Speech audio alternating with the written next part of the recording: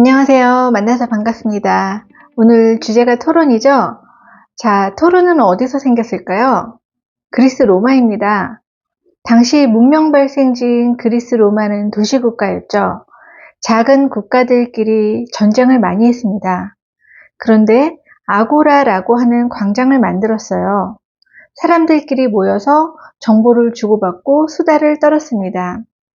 어느 나라 황제가 어떻게 됐대, 어느 나라에 뭐가 맛있대, 뭐 이런 이야기였죠. 그런데 소크라테스라는 사람이 나타나서 우리 사랑이 뭔지, 정치가 뭔지, 역사가 뭔지, 신이 무엇인지에 대해서 이야기하자고 했습니다. 문제를 던진 거예요. 그러니 귀족들이 안 좋아하죠. 자신들에 대해서 비난할 수 있으니까요. 사람들이 똑똑해지잖아요. 마치 우리나라 80년대 3S 정책처럼요. 80년대부터 우리나라는 가요의 천국이었어요. 좋은 노래와 멋진 가수가 정말 많습니다. 아무튼 그래서 결국 소크라테스는 사형 선고를 받습니다. 그런데 소크라테스의 유명한 말이 무엇입니까? 바로 너 자신을 알라입니다. 여러분은 만나면 무슨 이야기를 하세요? 가족, 친구, 선생님, 공부, 연예인, 남친, 여친, 웹툰, 게임 뭐 이런 이야기 하죠. 우리는 왜 주변 사람 이야기를 할까요? 주변 인물을 통해 나의 능력, 나의 수준, 나의 인기 등을 알기 위함입니다. 결국 여러분, 내가 누구인지 제대로 알고 표현하면 주변에 덜 휘둘립니다. 내 지능, 내 건강, 내 환경, 내 성격을 알아야 내가 어떻게 살아야 하는지, 어떻게 살 수 있는지 아는 것입니다. 서양 철학은 곧 나에서 출발합니다. 그런데 서양 사상이 개인주의라고 흔히들 알고 있는데요. 오해입니다. 개인주의는 나만 잘 살아야지가 아니라 내가 누구인지 알고 살자는 데에서 출발했습니다. 토론은 그리스 로마를 거쳐 프랑스에서 꽃을 피웁니다. 프랑스는 토론의 나라입니다. 문학 토론, 정치 토론을 합니다. 어디에서요?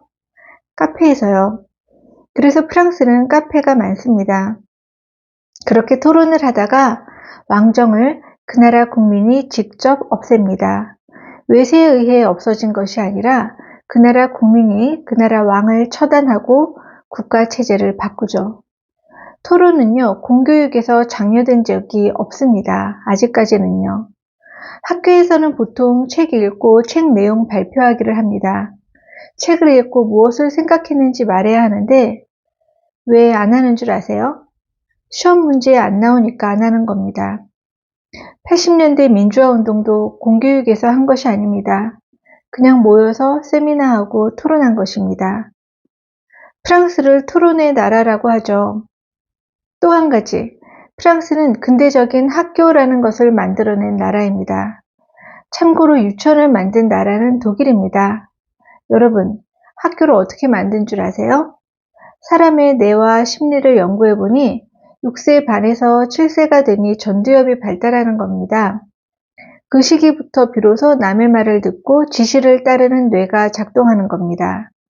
그래서 유럽 사람들은 7세 이전에 뭘 가르치면 뇌가 망가진다고 질색을 합니다. 전두엽이 아닌 뇌의 부위가 발달해야 할 시기에 전두엽을 자극하면 안 된다는 것이죠. 그래서 전 세계가 6세 반에서 7세에 학교를 다니기 시작합니다. 그런데 프랑스는 같은 나이의 아이를 모두 모아놓고 1 더하기 1을 가르치니 아이들이 다르다는 것을 발견합니다.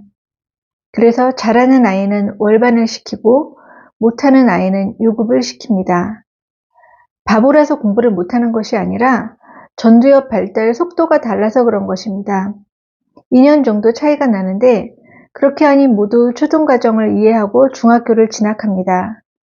중학교부터는 어릴 때 이미 전두엽 나이를 맞춰 놓아서 유급이 별로 없습니다. 그런데 3년이 지나도 1 더하기 1을 모른다. 그럼 발달 장애인으로 분류하여 국가에서 또 관리합니다. 한국은 나이가 중요해서 그렇게 하면 안 돼요. 이런 말을 하는 사람이 있을지 모르겠습니다. 여러분, 친구가 무조건 동갑인 게 옳습니까? 오성과 한음도 5살 차이였어요. 우리나라에서 나이가 중요해진 것도 일제시대 이후입니다. 친구는 나이가 중요하지 않습니다. 정신적 교감이 중요합니다.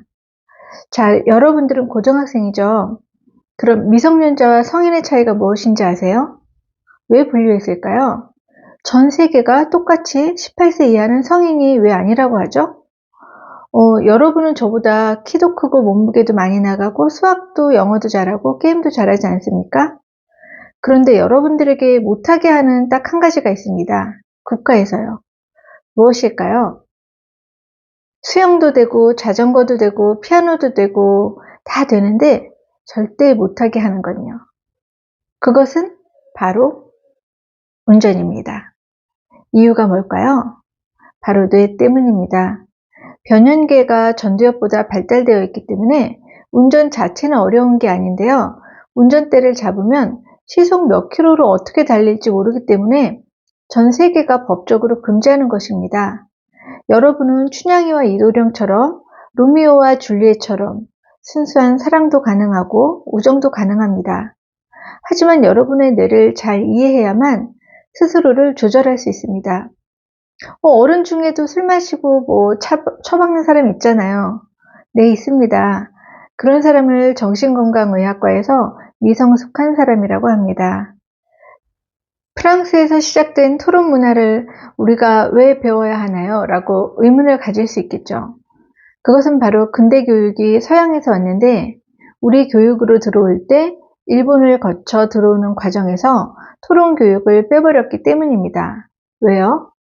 식민시대의 근대적 학교가 세워지며 일본에 복종할 군사를 길러낼 목적으로 학교를 만들었기 때문입니다.